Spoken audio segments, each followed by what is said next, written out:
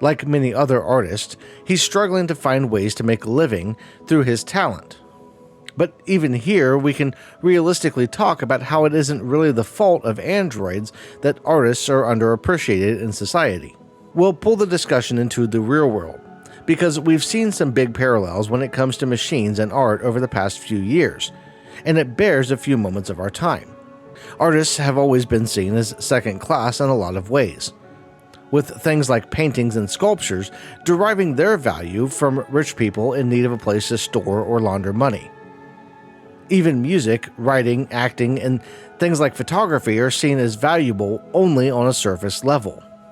For most people, a pretty picture, a great song, or an amazing movie are nothing more than content to digest and move on from. And there's so much subjectivity to the art that even the most profound works only really reach a small number of people at a deeper level.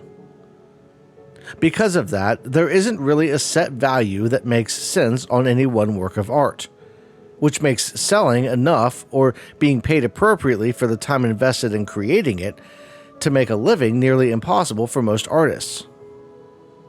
Products like cars, toys, electronics, and the like can be easily valued using the cost to produce them plus a small markup. But art doesn't work that way. At least art produced by humans doesn't. If a human spends 10 hours on a painting, creating something that no one else on Earth has ever produced or will ever produce again, how much is that worth?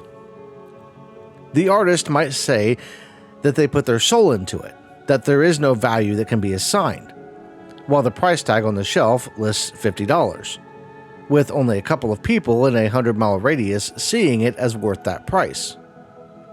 But if a machine, a technology like AI or an android, spends 10 minutes to make something that looks technically as good and sells for a price point of $10, which is much more affordable and appeals to several hundred people in the same area, it makes it even harder for the human artist to compete, and means that art can more easily be commodified.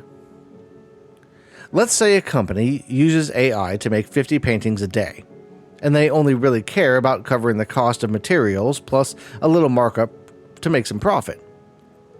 Not only does that mean that art is now something that can be priced just like any other product, it also means that the value of the human-made art falls. That painting that was worth $50 to a couple of people won't sell at all if it's sitting next to something that looks just as good but costs 5 times less.